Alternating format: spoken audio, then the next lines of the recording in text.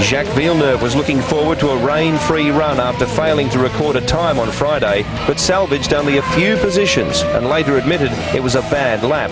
Cristiano de Matta also needed a time, and boy did he get one. Good enough for 10th overall, a slashing improvement on the rain-savaged Friday session.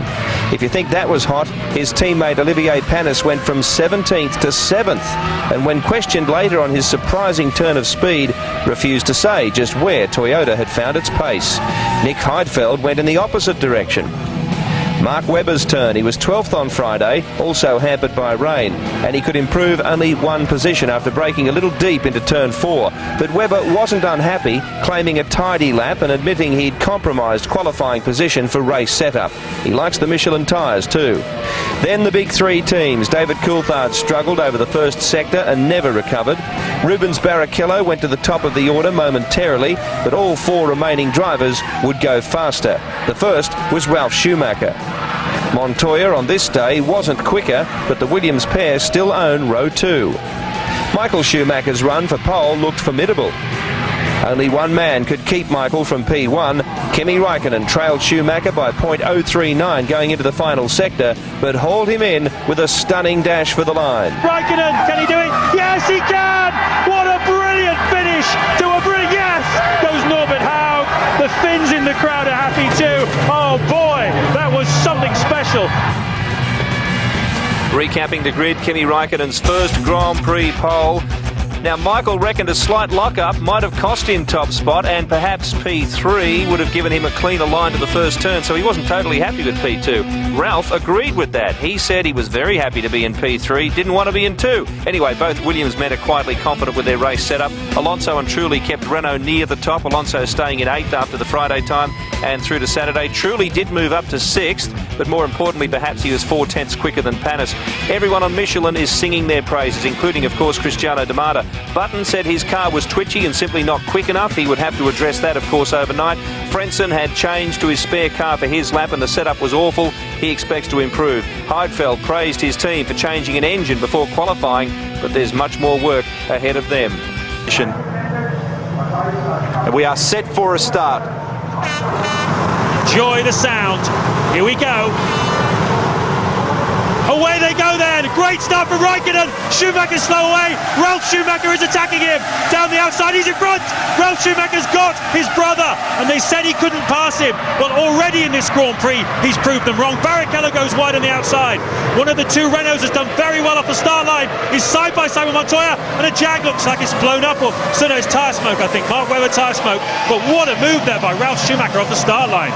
Yes, indeed, and everybody got away particularly well on the left hand, the normal race line, as it were, of the grid. Two Renaults are line astern, so one of them's had a reasonable start, and Räikkönen leads comfortably then from Ralf Schumacher.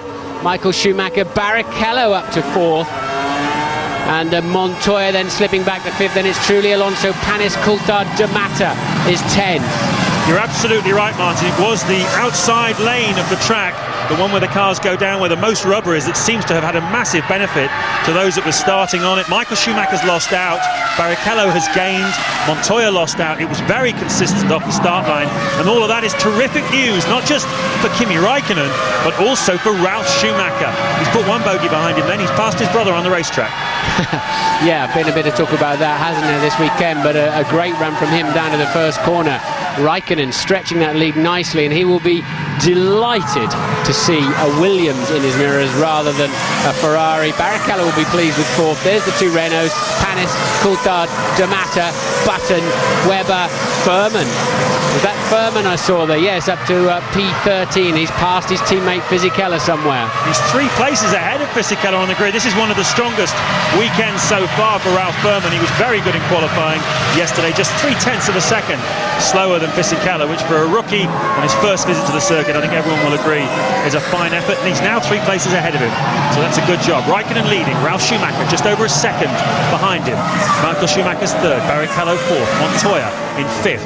Trulli 6th, 7th is Alonso, 8th, and the last of the points-paying positions at the moment is the Toyota of Olivier Panis. David Coulthard is still where he started. There he is in 9th place. To Matta in the second Toyota just behind him, and Jenson Button is 11th. The rest of the Brits, Wilson, has he had his customary great start? No, he hasn't actually.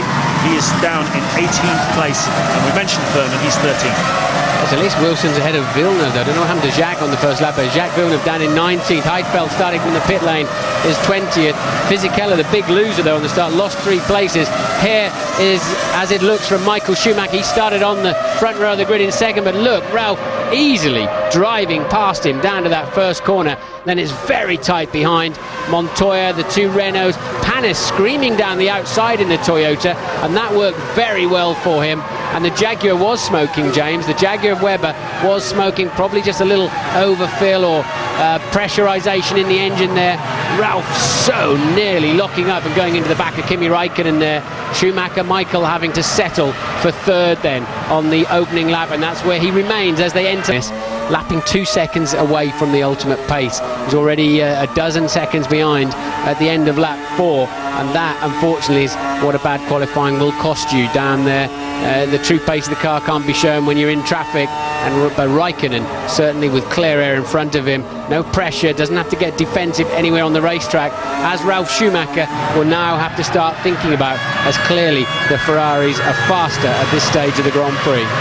Expect that car to have a great deal more speed, straight line and corner. Going around the outside then, Jacques Villeneuve, just giving the inside for the next corner. Hasn't quite worked out though. It's such a high speed corner, it's 105 through that left-hander, so there's not really a braking zone as such. Jenson Button in the sister BAR up to 11th. So solid, if unspectacular performance in the midfield there from Button at the moment. Furman remains 13th. Wilson has dropped down to 20th, unfortunately. He's obviously had a little problem in there somewhere, because he was running ahead of Verstappen. He was. You just saw him there at the back of your frame. Villeneuve having a little bit of a look then into the left-hander. Can't make it stick. Down through the bit curve then, over 100 miles an hour, onto the back straight. Surely Jacques can do it now. Get in the slipstream. There is a big stop at the end of this. An equal level of grip from side to side on the track. He now has the right position, and he should easily make that move. Villeneuve will now be released and can get underway. But that was really his easiest and best chance, and he took it nicely. So Villeneuve goes up into 17th place. Verstappen drops to 18th, and Villeneuve starts to drive away a little bit. Jos the boss. Nice to see him battling now. Wilson, you just saw at the top of your screens. So Räikkönen leading on lap 9. Heidfeld having a bit of a go side by side with Verstappen, and he makes it stick. That's where Heidfeld went off in qualifying. Verstappen's making it hard for him though. A nice bit of overtaking. 2 passes then in a sequence of a few corners. And Villeneuve's binned it. He's managed to control it though. Oh, we had a huge aquaplane in Friday qualifying. Went straight on under hairpin. Not at all his fault. On a very, very wet track, he was on the wrong tyres, but there he just appeared to drop it. Well, he was pushing hard, wasn't he? He finally cleared the Minardi. He's got some track in front of him, just wanted to get on with it. There was a gap of some 11 seconds to the main midfield pack, and there, got some understeer in turn 2. Managed to keep it all together, bits and pieces of carbon fibre coming off from underneath the front wing and underneath the strakes that run underneath the car. So he will not be handling as well as he was, and he's got to do it all over again, except now it's trying to pass Justin Wilson in the Minardi in front. This is Olivier Panis in the Toyota. Was running in 7th place, but he's not anymore. Look at that, he's dropped it at the first corner. Wheels furiously spinning. Another example, they are. What I was talking about at the beginning of the show. Look at the tyre wear on the inside of his right front. You run about 3 degrees of camber. The top of the tyre leans in, so you always wear the inside out first. That's also where the braking patches, particularly in the second half of the braking zone, as the downforce bleeds off and the car comes up, the springs are less compressed, the tyre's getting a little bit worn, and suddenly you snatch a brake. Where you were braking before, exactly the same place you braked in the previous 10 laps, and it was fine. All of a sudden, the wheels lock and you go way too deep into the corner. 60% of your braking is through your front tyres.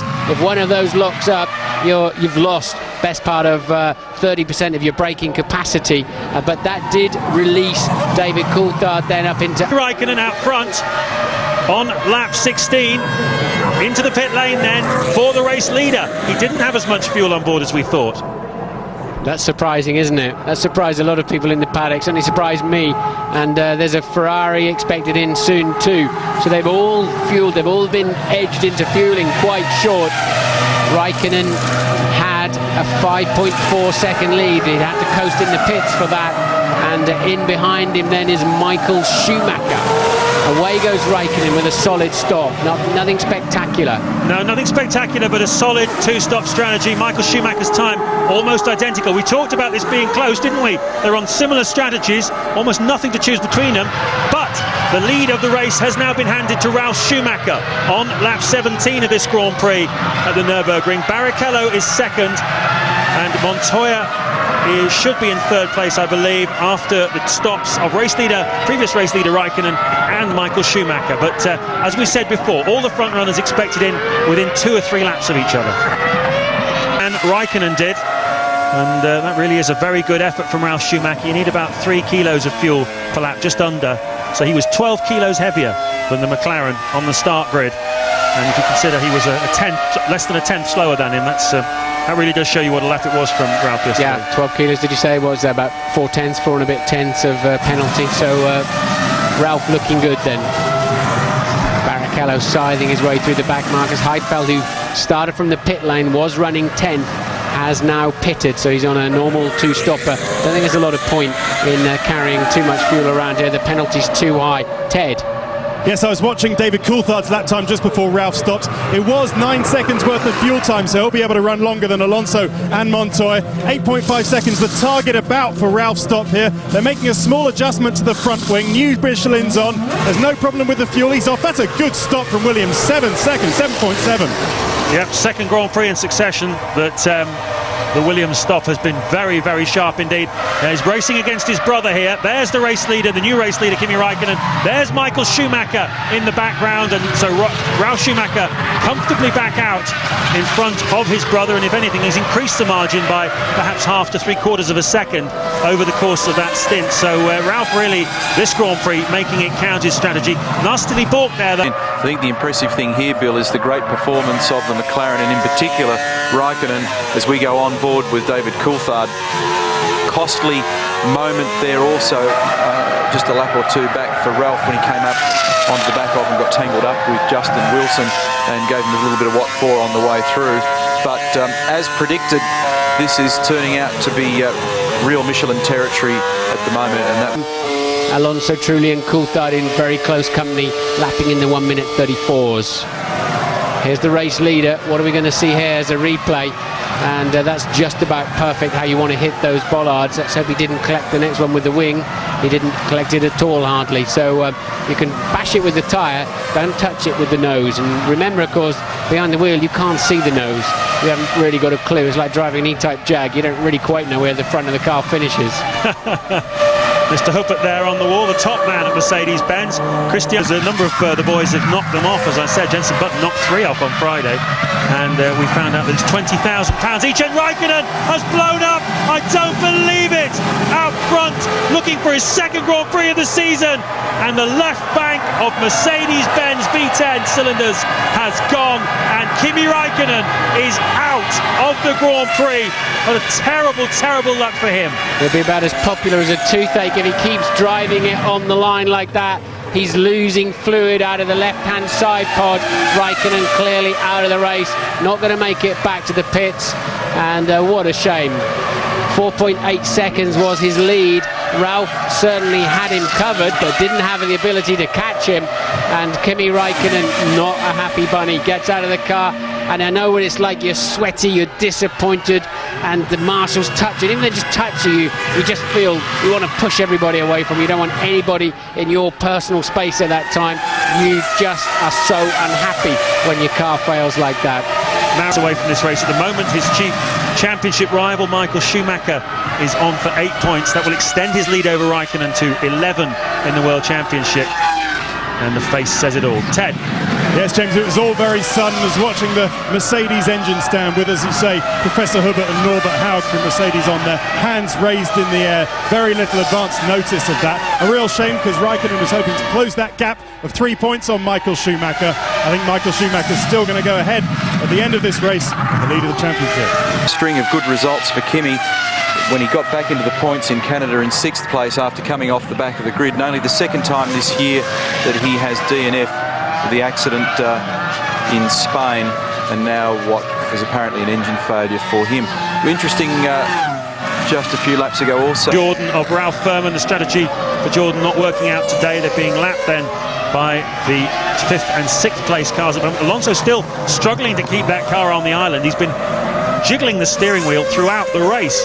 Car obviously a pig to drive today, but nevertheless he's managed to get himself in front of Trulli. He's having a bit of a problem getting round the side of Ralf Furman. Coulthard will have a go in a minute, and it's like a car park out there at the moment as they work their way through the lap traffic. Yeah, I mean, as you say, Martin, the point system works to your advantage if you're reliable and consistent.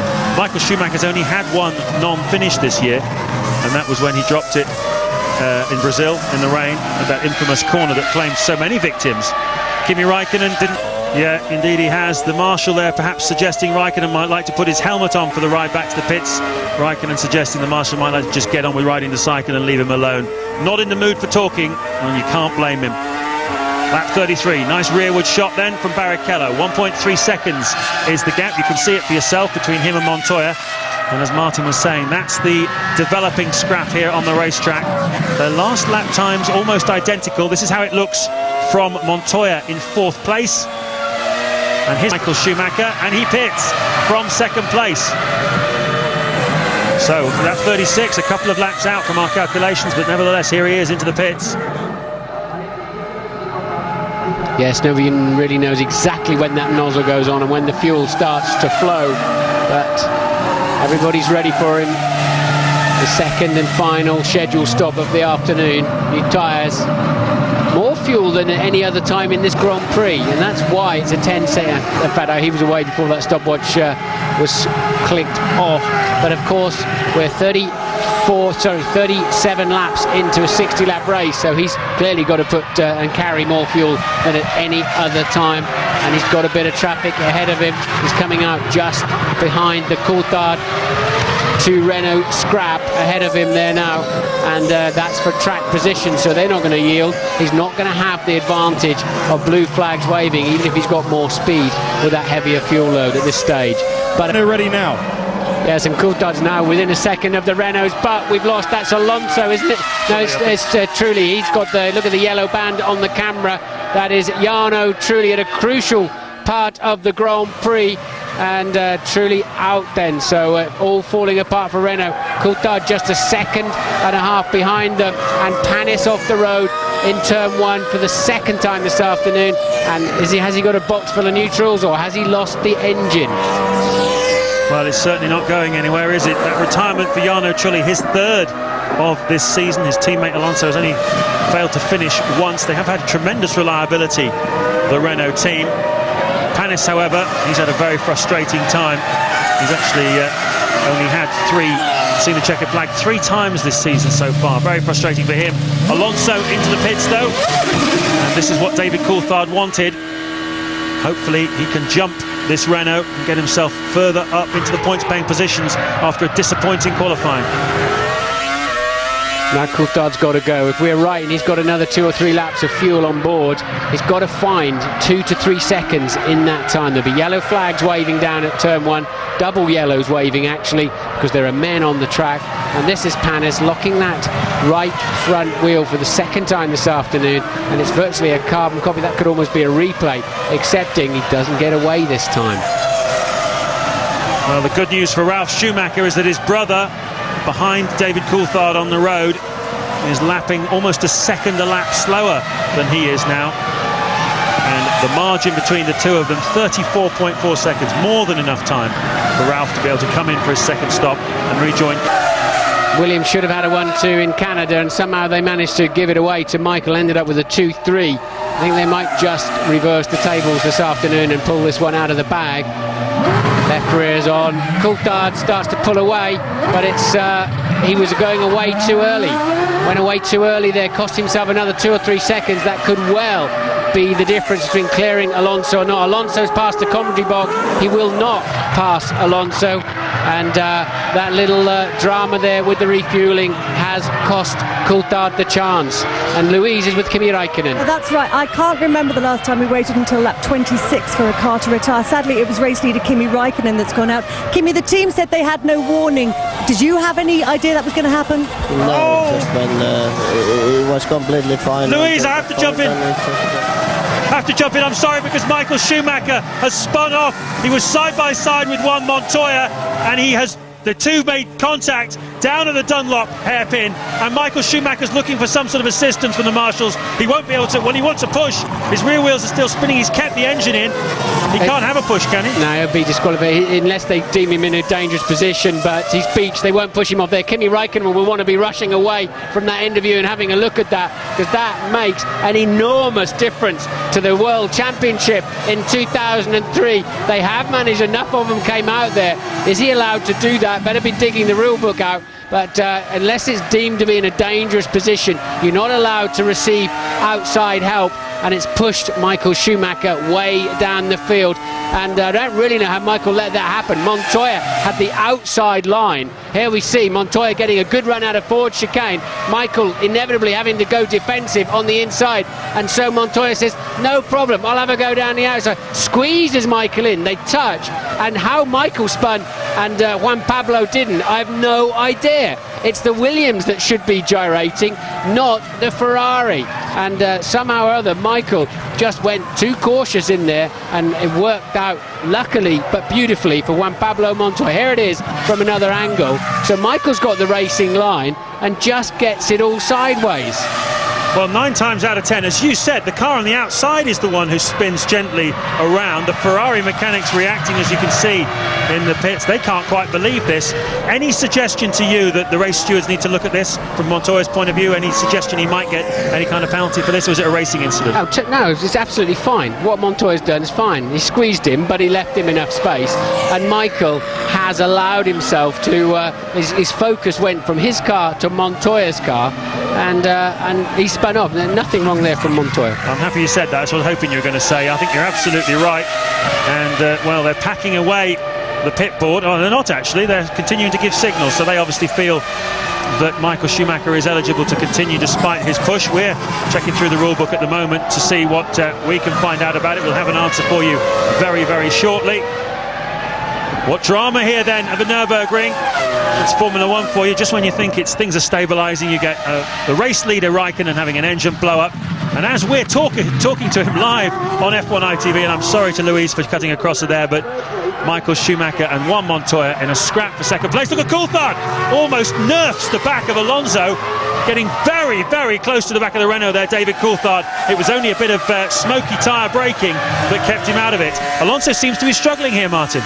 Does indeed, struggling under braking. Coulthard looking like he's got plenty of extra pace, doesn't he? They're, of course, ahead of Michael Schumacher now, so that's for 4th and 5th. Mark Webber's moved up to 7th. Button is 8th for the top 8-point scorers. But now Coulthard getting feisty over a potential 4th place. They're 18 seconds behind 3rd place man Barrichello. Ralf Schumacher leads from Montoya. It is a Williams 1-2 at this time, and that's thanks to Montoya's bravery around the outside of the Dunlop curve. Let's have a listen then to David Coulthard's engine as he cutting away from it, but as he attacks Alonso. This is the battle for 4th place. Barrichello is up the road 18 seconds, so Coulthard probably doesn't have a chance of catching him in the Grand Prix for a podium, but still 4th place is better than 5th when you started 9th on the grid, as David Coulthard did. Very strong drive once again from the Scotsman. Let's listen to him. And where he's got to be close is out of this next right-hander, because he's got more straight line speed than the Renault, and he's clearly faster under braking. So if he can get closer than that, has to be said, he's got a chance of overtaking the Renault into this next little NGK chicane, and that is where he's going to make the move when he makes it, if he makes it. Ralf Schumacher with a 16.7 second lead then over Montoya. Barrichello 9.5 seconds behind them. And this battle, 18 seconds further behind Alonso, Coulthard. Michael Schumacher catching them about a second to a second and a half per lap. But he's 17, after that little drama in the gravel trap, he's 17 seconds behind him, and Coulthard running well wide into turn one. Alonso struggling under... Martin and James, you're looking at the battle for fourth. Solid drive from Coulthard as well, under the circumstances. But your race leader is still, and by a long way, Ralf Schumacher will return now to the Nürburgring. Lap 49 of what had been a rather static and in the last few minutes has become a rather exhilarating European Grand Prix. You've missed nothing while you're away. David Coulthard is closing down once again on the back of Fernando Alonso in the battle for fourth place. He lost a little bit of ground going deep on the brakes a couple of laps back. He's yet to really make that ground up, but you can see now he's just starting to edge closer. The Renault not enjoying the afternoon at all. Alonso struggling with the handling. At the front, Ralf Schumacher still leads by just under 20 seconds from teammate Juan Montoya, who put a spirited move on Michael Schumacher to try and take second place away from the Ferrari driver. They were side by side down into the hairpin.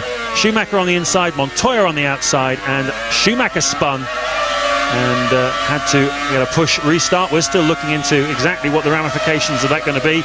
Martin read us the rule a few minutes ago, but it is slightly vague, and we wait to see what the story is. I haven't seen any suggestion that the stewards want to talk to the Ferrari driver or any flags, so they're obviously happy that under the wording of that rule, because his engine perhaps was still running when he received the push, Michael Schumacher is allowed to continue in this race. Barrichello's third, Alonso fourth with Coulthard fifth, as we said. Michael Schumacher rejoined sixth after that spin, and he is just in front of Mark Webber in the Jaguar. We've not seen him all afternoon apart from an early pit stop. He's doing a great job once again for Jaguar in seventh place, with Jenson Button in the final points position in eighth. Alonso, sorry James, Alonso went in too deep. It's definitely struggling under braking. Coulthard couldn't punish him for it on that occasion, but Alonso getting himself way deep into the NGK chicane and managed to hold the inside line there. So still the scrap goes on for fourth place. Coulthard now knows he's got a way better car under braking, and Alonso's going to have to go defensive in any braking zone while he can see that red patch on the nose of the McLaren. Here we go again. Look, he's just gone in too deep. Knows he wants to go round the corner, otherwise he could get penalised. Coulthard's so close to losing his right front. We're on board with Coulthard. He's going to try and make hay while the sun shines there, and almost loses his right front in the middle of it. Got onto the outside dirty part and then couldn't get traction on the way out of the corner. Alonso breathed a sigh of relief. Nearly contact there between the McLaren and the Renault, but the race goes on. Indeed it does. Renault mechanics keeping a watchful brief. The pace at the front of Ralf Schumacher and Juan Montoya. They are the fastest two cars on the track at the moment. They're lapping in the low 1 minute 34s, which is about a second off. We'll go back to Martin and James. This is lap 56 of 60, the closing stages of the European Grand Prix, and we've got a massive engine blow up there for one of the Toyotas. It must be, I think it's Matta. Yes, it is, indeed. He coasts straight on at the chicane, having blown up right in the braking zone for the chicane. It's been certainly a pretty eventful afternoon as far as the World Championship is concerned. Kimi Räikkönen took the lead at the start of the Grand Prix, driving away from everybody else, and his engine blew up. He thought he was really in trouble championship-wise, because Michael Schumacher was looking pretty strong. He was overtaken off the start line by his brother Ralf. He was running in third place as we look again at Dimanche. He did what he had to do, and the car wouldn't quite stay with him today. No, indeed. The Mercedes engine let him go. It's been reasonably reliable this season. Then just saying bye to everyone. Managing Director of McLaren, Martin Whitmarsh, Ron Dennis, team principal. He's only going to get sixth place. That's what he's telling him. Maybe. That's what you call the arm around the shoulder technique of team management. Ted. Well, I've been into Ferrari, spoken to the men there. They don't anticipate getting a fine for this, or a penalty rather. They say they're... Whoa, Ted, sorry. David Coulthard, massively different in speed from Alonso, under braking into the chicane. What was going on then? Was it stuck throttle, do you think? No. I think he was just getting ready to have a go at and misjudged quite where Alonso was going to brake. Alonso with clearly under braking problems, and Coulthard came with such a speed differential, and I think he'll be feeling that Alonso took the inside line and then moved one more time to regain the outside line. We'll have to see a replay of that, because we were virtually on to the incident as it happened. Coulthard out of the Grand Prix, beached in the gravel trap, no points for McLaren, and here we see it. Look, Alonso goes inside, and David started the move inside, and basically just got a little bit too close to the back of the Renault. Here we are on board. He's going to try and go left, and just as he goes left, Alonso jinks left. David then has to drive to the right hand side. One of those things, a difficult one to call, but clearly Coulthard very surprised by the movement on the track of the Renault. I think it's just actually personally unfortunate that he'd tried to go left as Alonso decided to cover his base. And the differential in speed is explained by the fact that David had yet to hit the brake pedal, whereas Alonso, moving across, did hit the brake at the same time. Yeah, it's lucky David didn't run into the back of the Renault, because it would have launched him straight into the sky. And into the TV compound, actually, which is right on the outside of there. That would have been pretty painful. Bouncing along then, David Coulthard, into his 4th retirement of this, what is proving to be a pretty sorry season for the Scotsman. After so much promise, winning the first Grand Prix. And no points at all then for the McLaren-Mercedes squad. 2 to go. We're heading for yet another 18 points for Williams-BMW. They had 29 in the 2 previous Grand Prix. A win for Montoya in Monaco, 2nd and 3rd in Montreal 2 weeks ago, and now a 1-2. Williams are definitely back in the hunt. 3 more points for Jaguar, 2 points for Jenson Button in 7th place. That's salvaged something for them from what's been a pretty unpromising weekend otherwise. And as I say, Heidfeld picking up a point for 8th. Yeah, so I'm keen to go back to Ted, and we were listening to him before we saw the Coulthard incident, and just hear what Ferrari think about a potential penalty for Michael Schumacher. Well, Martin, this is what they think. They think the car was certainly in a dangerous position, so it was okay for the marshals to give him a push start. They certainly do not anticipate getting a penalty. Williams, by the way, can't believe that Montoya was under investigation for that. They reckon Michael just spun on his own.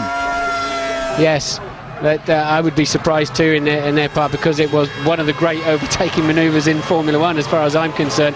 He left Michael Schumacher enough space, but only just. He wouldn't have wanted any more paint on his tyres, otherwise there wasn't enough space. And then it was Michael that was forced into the error. Montoya left him enough space to get away with it, no doubt about it. So Montoya hopefully will receive no penalty at all. Ralf Schumacher coming into the NGK chicane then, and only a little way to go, James.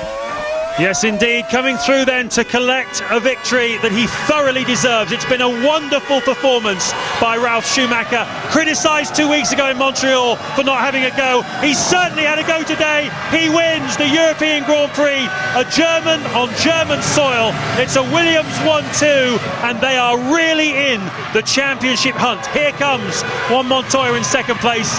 We'll remember his move on Michael Schumacher for many years to come. Hopefully there won't be any ramifications in the steward's room afterwards.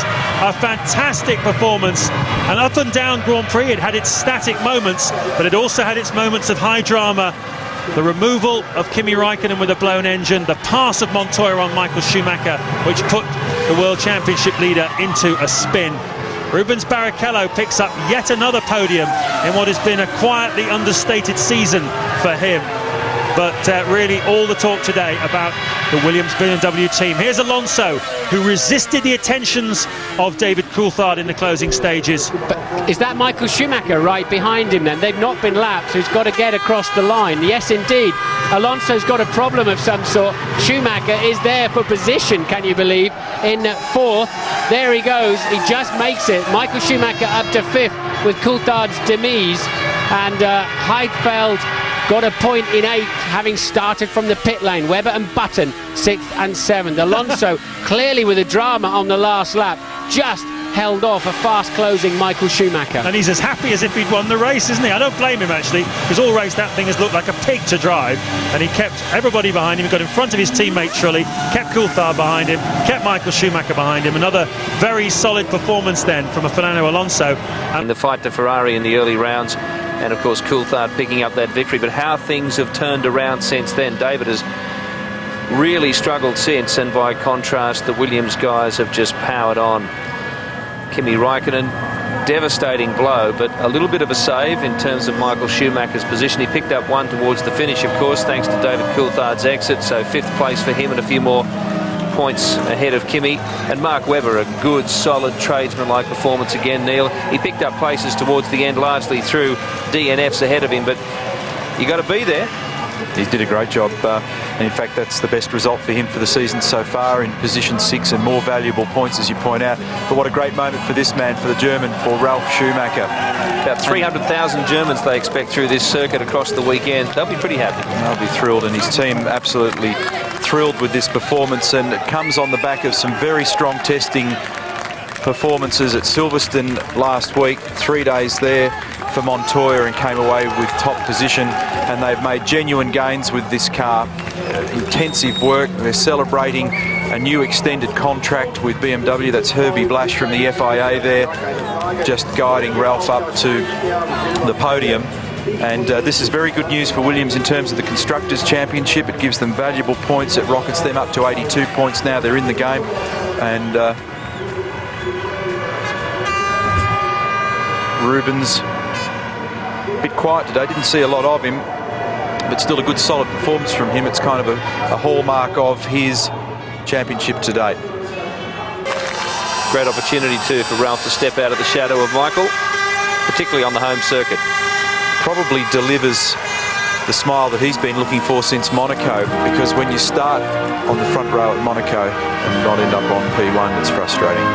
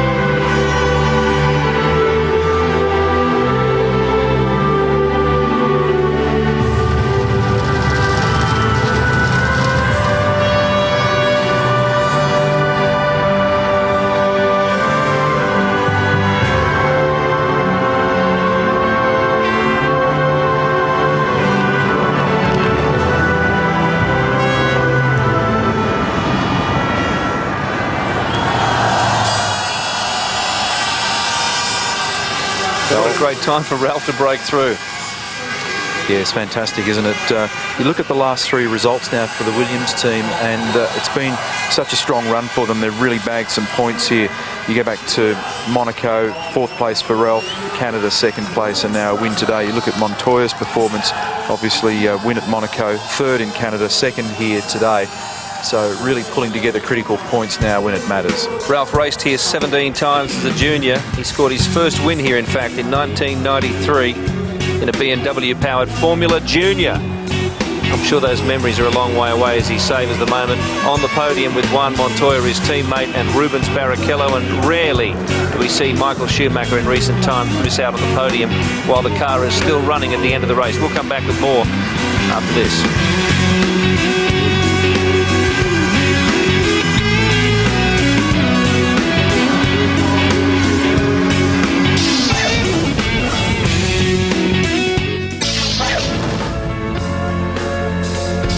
Well, it'll be great to hear from Ralf Schumacher seated in the middle. Little dice with Michael Schumacher. A great victory, the first ever BMW Williams 1-2 finish, and here on home soil as well. It was the second 1-2 finish. We had one in Malaysia, I think, if I think right. But still, I mean, it's great. Has been a long time. Have had a couple of pole positions, couldn't turn them into a victory. Got a bit under criticism, but you see, even a bad driver can win a race. So. And a great start there ahead of your brother into turn 1. Yeah, I had simply a good start. For whatever reason, he didn't, and that's why I took the chance. I don't know, maybe it looked more spectacular from the outside than it was actually. A very long first stint. By the time you came out of that, how did you think you fared against Kimi? Do you think you could have got him towards the end of the race? Well, we gained half of the time back. They were pretty strong. Would have been a very difficult one. I don't know. But I have to guess yes, obviously. We were pushing very hard for it. Car was perfect today, tyre was perfect. So the team did a great job. Juan Pablo, can you tell us what happened in that first stop? You changed only one set of tyres. Yeah, I only changed the rear tyres because I had, when I was following Rubens and Michael and Ralf, we all put it together, I was having a lot of graining in the front. And I decided the best thing to do was to leave the fronts on, and it didn't seem to pay off, and I actually lost more time. Didn't manage going by Rubens or anything, and for the last stop we put new tyres, and I went by both of the Ferraris. Well, you're right behind Michael. Tell us about that incident. I think I don't know what was wrong with Michael. In the straight, he had pretty good straight, and just in the cornering, he was very slow, and went down into the hairpin. He blocked the inside, went for the outside, and we touch. And did he run wide, do you think, or do you think it was... Well, I thought I gave him plenty of room. I wasn't going to give him all the track, but I gave him enough room to go around the corner somehow. Rubens, a good start? Yeah, a good start. I went by Juan Pablo, and then although it was very difficult to pass, it was okay to keep the pace. I was saving a little bit of fuel at that stage. Everything was running okay, but then we put a little bit more fuel, and the car started to be a bit more difficult to drive compared to the speed that Williams were going. Disappointed that Juan Pablo went by in the pit, but that was all I could do. I mean, I was catching Michael, and when they were fighting, I don't know what was happening to Michael at that time, but I was catching quite rapidly. But then I went through a phase in the race that the balance was no good at all. When the fuel came down, the car was better, but it was no gain. I mean, I couldn't go any forward anymore, so I had to just pace myself. Ralf, you came in for some criticism after the Canadian Grand Prix for not being aggressive, for perhaps not being a winner. Can you tell us about your thoughts now? I don't know. I mean, it's down to the expert, which called himself expert after the race. But what's far more important is, I think, for the team, we took an amazing step. If you remember where we started, I can't remember a team turning it around so much from the start of the season. And I think, again, it's amazing what job the team did this year. Final thoughts from Neil Crompton now.